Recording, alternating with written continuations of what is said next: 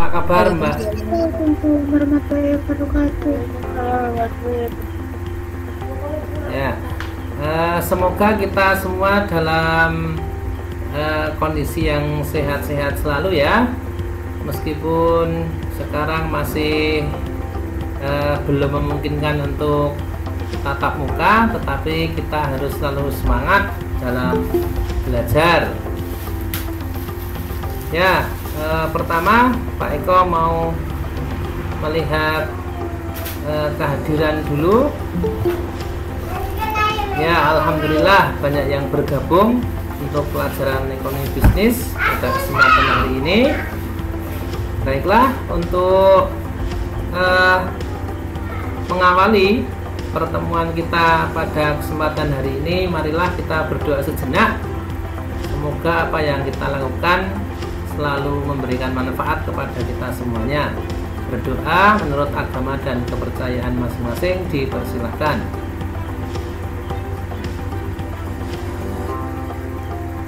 Berdoa selesai.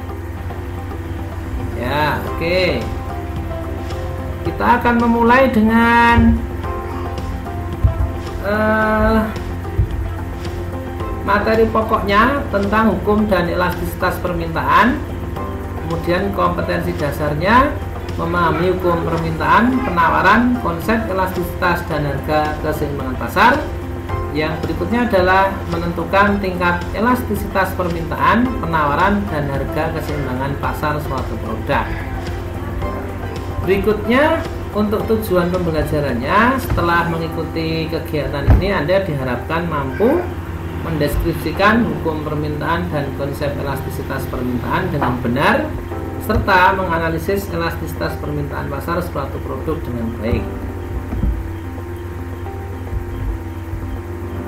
Oke, yang pertama tentang hukum permintaan. Apa hukum permintaan itu? Di tampilan slide sudah terlihat ya, bahwa hukum permintaan adalah menjelaskan tentang adanya hubungan yang bersifat negatif antara tingkat harga dengan jumlah barang yang diminta. Mengapa dikatakan hubungannya negatif? Ini penjelasannya. Yakni ketika harganya mahal, jumlah barang yang diminta sedikit. Sebaliknya, ketika harganya murah, maka jumlah barang yang diminta cenderung akan banyak. Nah, kalau diwujudkan dalam sebuah tabel, permintaan itu akan terwujud seperti ini.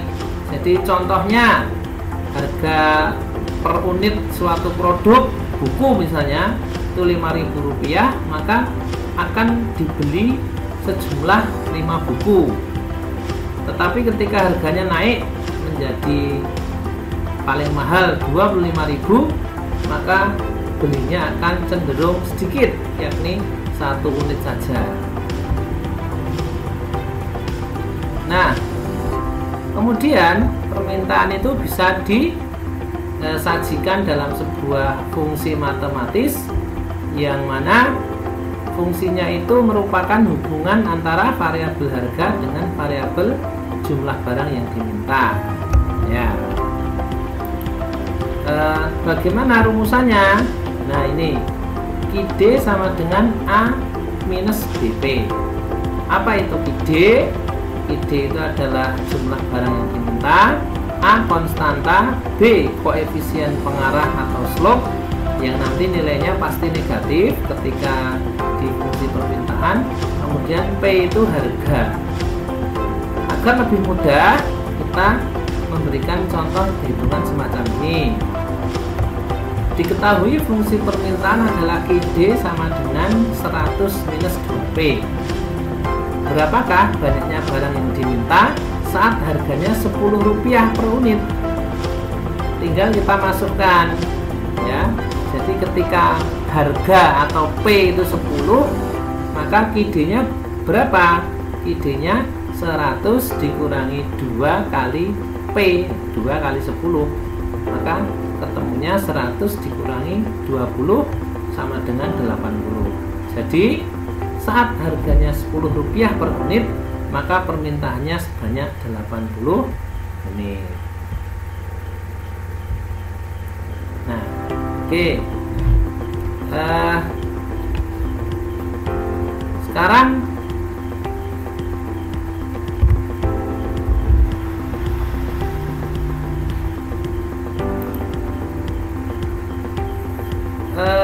silahkan untuk Mbak sekalian, apakah ada yang perlu ditanyakan dari penjelasan Pak Eko tadi? Bagaimana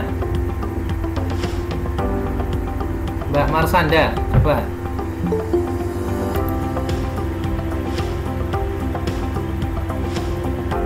diaktifkan mic-nya.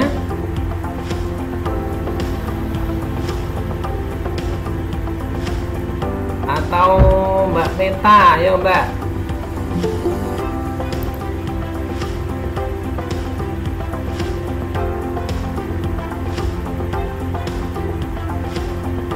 Halo Mbak Risma.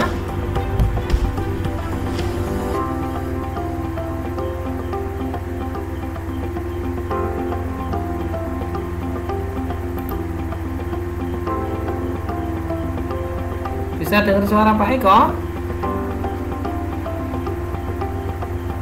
Bisa, Pak. Oh ya, ayo. Siapa? Mbak Devita yang barusan ya. Dari penjelasan Pak Eko tentang hukum permintaan bisa difahami dengan mudah atau enggak Mbak Devita? Insya Allah bisa, Pak. Alhamdulillah. Perlu ada yang ditanyakan enggak? Enggak, Pak. Wadah, oke. Nah, oke, kalau begitu Mbak Devita coba menyimpulkan tentang hukum permintaan. Permintaan itu berlakunya seperti apa, berhubungan dengan harga barang dari sebuah barang, Mbak. Coba Mbak Devita.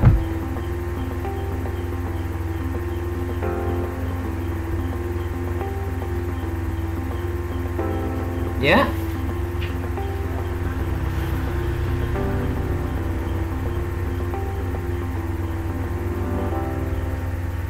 Halo. Coba dibantu kalau gitu. Alia.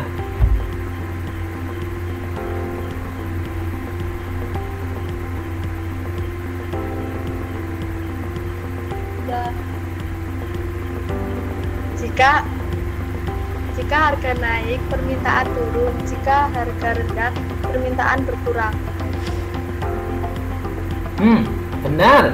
Masa jika harganya rendah, permintaannya berkurang? Tinggi, Pak.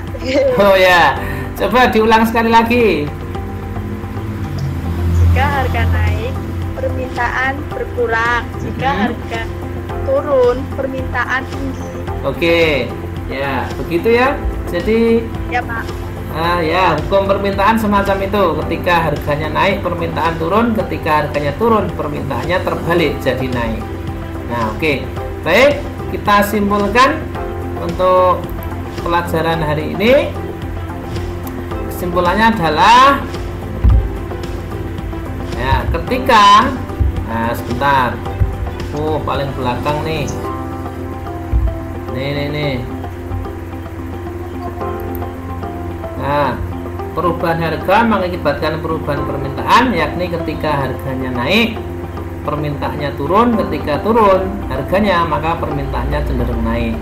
Ya, untuk mengetahui kepekaan perubahan permintaan, bisa kita menggunakan rumusan elastisitas yang akan kita bahas di pertemuan yang akan datang. Oke. Ya, terima kasih Mbak semuanya untuk